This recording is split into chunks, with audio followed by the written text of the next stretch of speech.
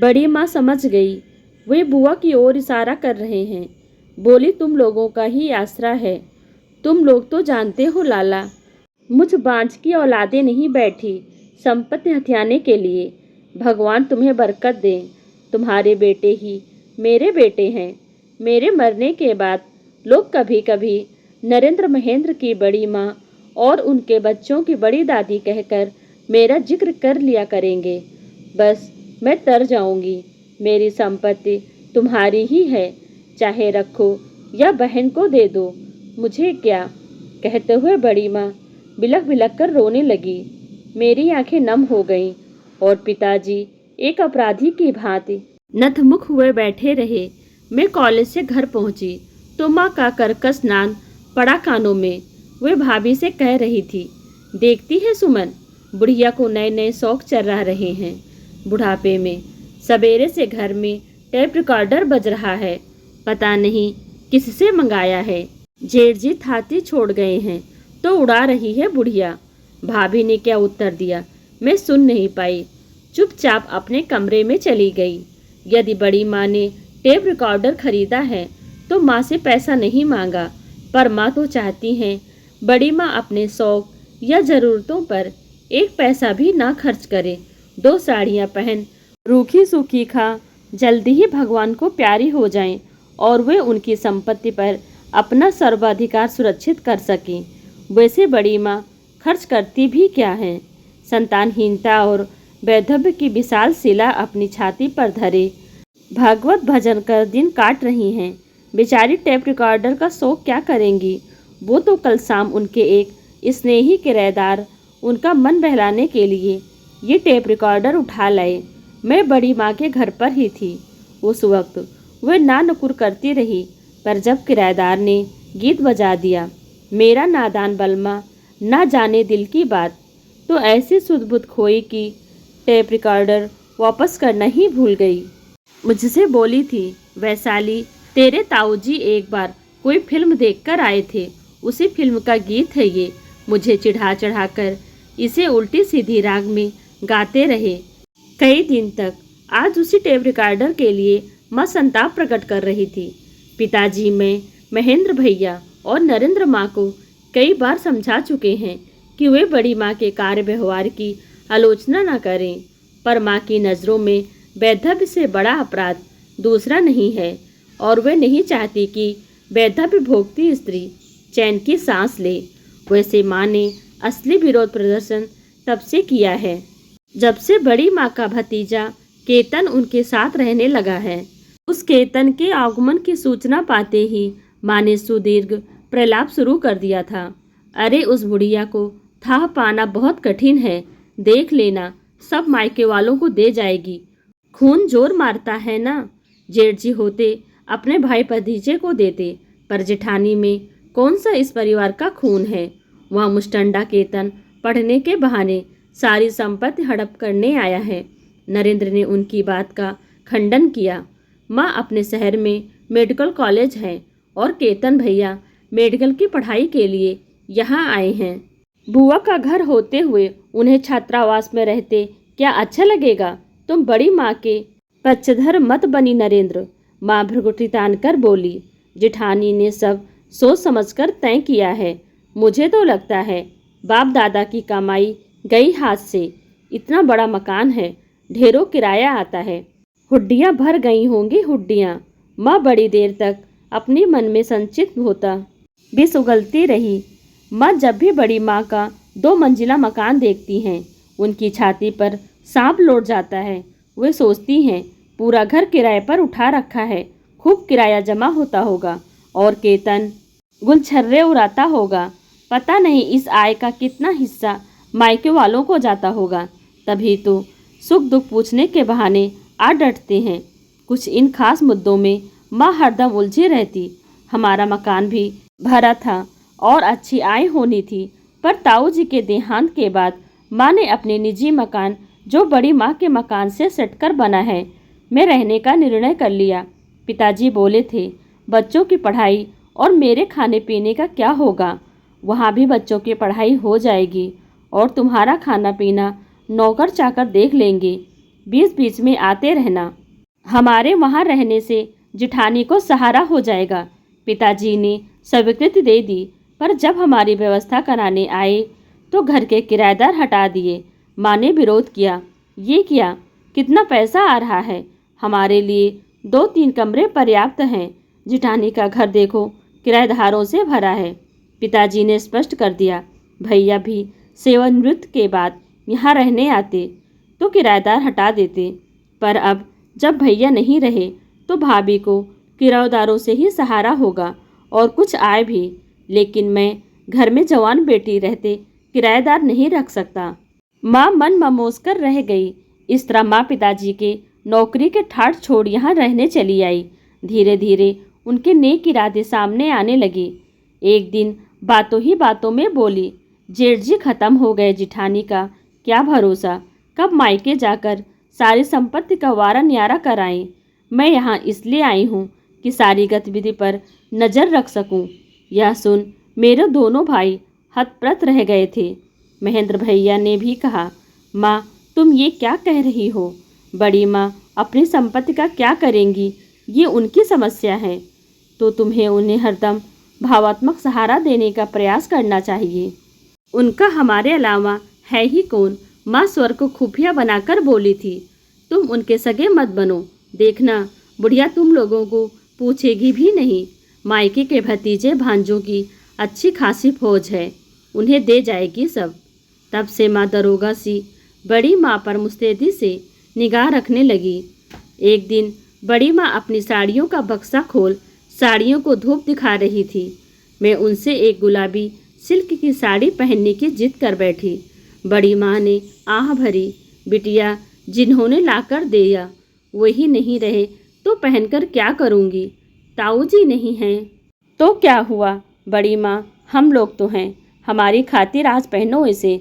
वे मेरा हट रखने के लिए सकुचाती लजाती ना जाने किस मधुर स्मृति से लाल अनार होती हुई पहनकर आई। उस साड़ी को दुखों के बोझ से मुरझाया चेहरा दमक उठा था उस क्षण। तभी मुझे पुकारती हुई माँ वहीं पहुँच गई और बड़ी माँ का यह रूप देख जलभुन गई। फिर तो वह साड़ी प्रकरण स्पेशल बुलेटिन शाही माँ ने पूरे मोहल्ले में प्रसारित कर दिया। बुढ़िया का पहनना ओढ़ना जैसे कोई जवान छोरियों को मात कर दे। अरे सुहाग नहीं रहा तो काहे करती है ये चोचले? मैंने प्रतिकार किया था, माँ ताऊजी नहीं रहे तो क्या बड़ी माँ भी घुट घुट कर मर जाएं? देखती नहीं क्या हालत हो गई है उनकी? माँ ने हाथ फटकारा। वृषाली बहुत बढ़ कर मत बोल, जिठानी ने मीठी मीठी बातें कर फुसला लिया है तुझे। तभी तो दिन में 4-6 चक्कर उस घर के लगाती है, पर देखना हाथ कुछ नहीं लगेगा। माँ की बातें सुन मुझे मर्मांतक पीड़ा हुई थी। जीवन का उद्देश्य खोजती बड़ी माँ की व्याकुल उदास आंखें देख कलेजा मुँह को आता है। पर किस मिट्टी की बनी है मेरी माँ, जो नारी जात की स्वभावगत कोमलता, भावुकता, ममता भूल इतनी क्रूर होती जा रही हैं। बड़ी माँ के प्रति क्या ऐसा ही होता है? संपत्ति का मोह। फिर महेंद्र भैया की शादी हुई। उन्हें मुँह दिखाई में बड़ी माँ ने 1.25 तोले की चैन दी।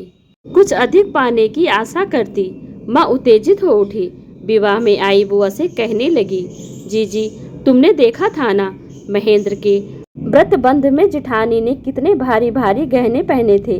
पूरे मोहल्ले की आंखें चुंधिया गई थी।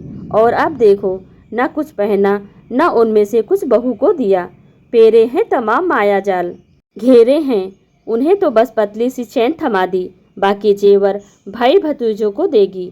क्या पता दे चुकी हो भाभी, वरना पहनती नहीं। बुआ ने माँ का विरोध नहीं किया, क्योंकि माँ धीरे धीरे उनके भी कान भरती जा रही थी कि अब किसी को कुछ नहीं मिलने वाला, सब उनके मायके वालों का समझो। बस फिर क्या था, हमारी इकलौती बुआ एकाएक ही माँ की राजदार बन बैठी, जबकि माँ और बुआ की कभी नहीं पटी। पर संपत्ति पर हाथ साफ करने के ध्यान में सफल होने के लिए माँ ने बुआ के साथ कई गुप्त बैठकें की। फिर भी जो बुआ अपनी धन संपन्नता का ढिंढोरा पीटती कार में लदकर आती और उनके बहुमूल्य गहने कपड़े देख हम बच्चे सम्मोहित से उनके पीछे पीछे घूमते। वे सचमुच ही बड़ी माँ से हिस्से की बात कर डालेंगी, ये किसी ने नहीं सोचा था। कैसे बेबाक स्वर में कह गई थी बुआ, मानो भाई नहीं रहे तो भाभी से जिस ढंग से चाहो बोलने की छूट मिल गई हो। बड़ी भाभी, तुम तो अजगर की तरह बैठ गई हो पूरी धन संपत्ति पर। इस घर में मेरा भी हिस्सा बनता है। बड़ी माँ काट हो गई थी, आस्फुट से स्वर में बोली थी। जीजी, जब तक मैं जिंदा हूँ मुझे शांति से रहने दो। मेरे मरने के बाद जो चाहे ले लेना, मैं अपने साथ कुछ नहीं ले जाऊंगी। बड़ी माँ यूँ असहाय हो बोल रही थी, मानो ये घर ताऊ जी का नहीं बुआ की कमाई से बना है और बुआ चाहे जब उन्हें बेदखल कर सकती हैं। ये गृह निर्माण ताऊ जी का करवाया हुआ है। हमारा और बड़ी माँ का मकान लगभग साथ साथ बना, पर सरकारी नौकरी के कारण घर में कोई बखेड़ा खड़ा ना हो, इसलिए ये घर दादाजी के नाम से बना था। आज उसी का लाभ ले बुआ लोभ में इतनी प्रगति हो गई थी। बड़ी माँ की बात पर माँ द्वारा प्रशिक्षण प्राप्त बुआ ने दूसरा तर्क रखा। तुम तो अपने साथ नहीं ले जाओगी, पर तुम्हारे जो भाई भतीजे बहन भांजे आए दिन इसे सराय समझ टिके रहते हैं, उनसे कौन निपटेगा। परकटे पंछी की तरह फड़फड़ाकर बोली थी बड़ी माँ। अपने भाई भतीजों को यहाँ आने से कैसे रोक सकती हूँ। वे मेरा दुख दर्द बांटने आते हैं, कुछ लेने नहीं। छोटी से तो इतना नहीं होता कि कभी मेरे पास आकर दो बातें कर ले। बड़ी माँ की इस बात को अशिष्टता मान बुआ अपनी पुरानी अदा से मुँह बिस्काती हुई लौटने लगी। बड़ी माँ ने कहा भी मेरे घर में रहो, पर वे छोटी भाभी के पास ठीक हूँ कहती हुई तीर की तरह निकल गई। घर पहुँच सारी बातें सत्यनारायण की कथा की तरह माँ को कह सुनाई। कुछ बुआ की क्रोधाग्नि को माँ ने भली भांति प्रज्वलित किया। जीजी, अब तुम चुप होकर ना बैठ जाना, ताकि हमारा भी हौसला रहे, वरना बाप दादाओं की कमाई हाथ से गई। कितना बड़ा मकान है, ढेरों गहने हैं, बैंक में भी लाखों रुपया जमा होगा। उस बार बुआ कई दिन रुकी थी। बड़ी माँ की संपत्ति को लेकर घर में जो कुछ हो रहा था वह पिताजी से गुप्त रखा जाता था।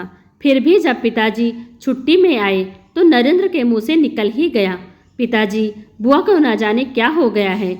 बड़ी माँ से संपत्ति की बात करती हैं। पिताजी आप विश्वास से चीख रहे थे। मेरे जीते जी किसी ने भाभी को परेशान किया तो मुझसे बुरा कोई नहीं होगा। माँ चेतावनी के स्वर में बोली। तुम क्यों पड़े हो बीच में? जीजी जाने और जिठानी जाने, पिताजी उसी तेजी से बोले। हद कर दी तुमने। महेंद्र की माँ जीजी को समझाना तो दूर, उल्टे तरफदारी कर रही हो।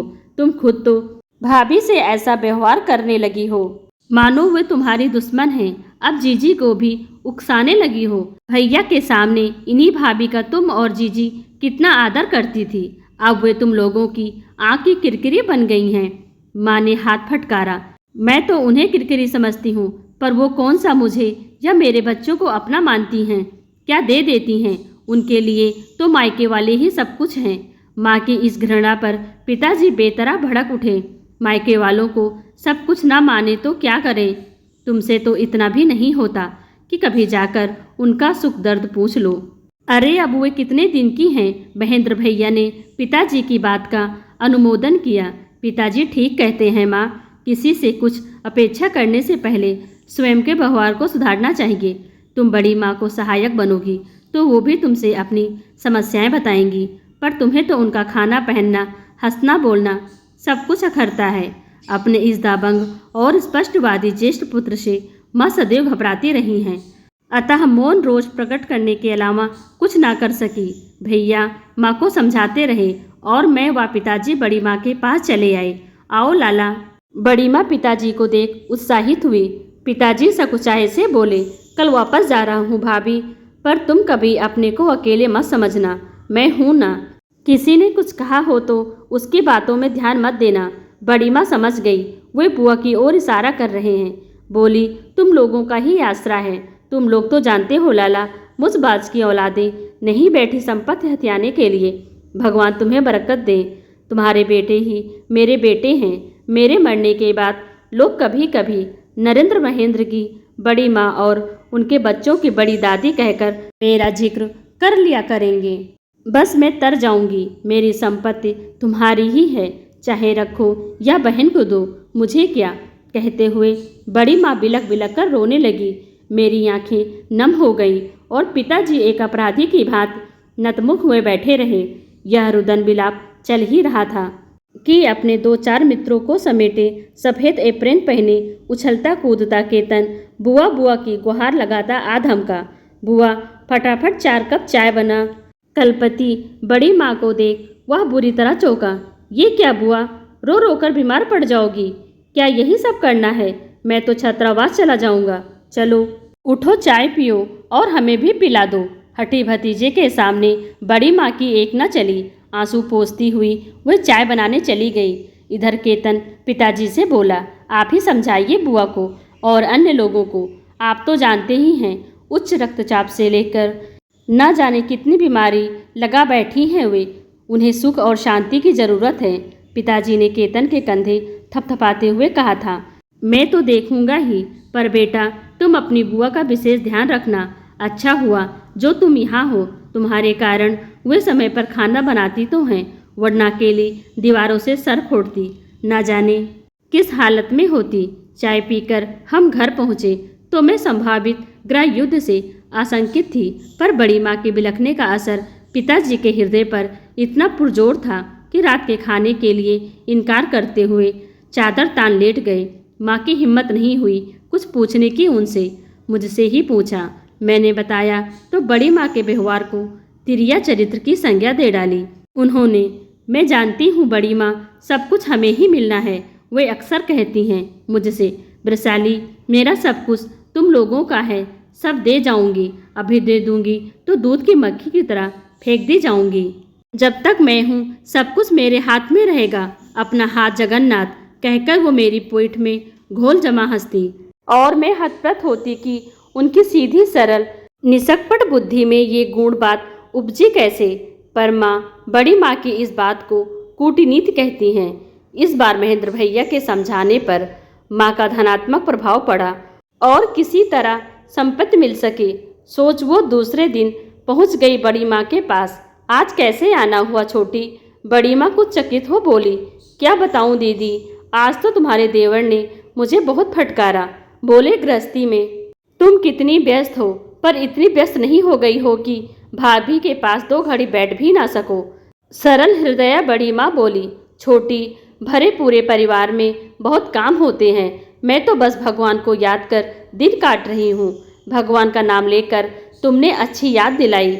माँ रहस्योद्घाटन सा करती हुई बोली, आज जेठ जी ने मुझे सपना दिया कि तुम जिठानी को अपना मानकर चलो, उन्हें आराम दो और उनकी संपत्ति की देखभाल करो। घर की संपत्ति घर वालों को मिलेगी तो मेरी आत्मा को ठंडक पहुँचेगी। माँ के इस मिथ्याचार पर मेरी आंखें शर्म से जमीन में गड़ गईं। संपत्ति हथियाने के लिए उन्होंने मृत आत्मा को भी नहीं छोड़ा। पर बड़ी माँ सारी बात को 16 आना सच मानकर कह उठी थी। ठीक ही तो कहा तुम्हारे जेठ ने छोटी, घर की जमीन जायदाद घर में ही रहनी चाहिए। पता नहीं माँ उनकी बातों से संतुष्ट हुई कि नहीं, पर उस दिन से गाहे बगाहे उनके पास जाने लगी। इस बात की टोह लेना भी तो आवश्यक रहता था कि बड़ी माँ के मायके से कौन कब आया, क्या खाया और क्या ले गया। इस बात को लेकर एक बार मैं उलझ गई थी। माँ से, माँ, मामा, मौसी या उनके बच्चे आते हैं तो उनके स्वागत सत्कार में तुम पूरा सिर घर पर उठा लेती हो। फिर बड़ी माँ अपने मायके वालों के लिए कुछ करती हैं तो तुम्हें बुरा क्यों लगता है? माँ दीदे फाड़कर कुछ देर मेरी तरफ देखती रही, फिर बोली, मैं मायके वालों को घर नहीं लुटा रही हूँ। वो तो मुस्टंडा केतन तो सब हड़पने ही आया है। केतन के लिए माँ के मुँह से हरदम मुस्टंडा ही निकलता है। बड़ी माँ को जानकारी है, पर वे युद्ध को न्योता नहीं देना चाहती, अन्यथा मुझ पर सीमा पार न करने की बंदिश लग जाएगी, जो मुझे व बड़ी माँ को कतई सहन नहीं है। फिर सब कुछ बड़ी तेजी से घटता गया। केतन चिकित्सक बन गया, नरेंद्र नौकरी में बाहर चला गया, महेंद्र भैया तो बाहर ही थे। मेरा विवाह हो गया और बड़ी माँ एकदम अकेली रह गई। धीरे धीरे अकेलेपन और तमाम छोटी बड़ी बीमारियों ने बड़ी माँ को तोड़ दिया। एक बार खटिया से लगी तो फिर नहीं उठी।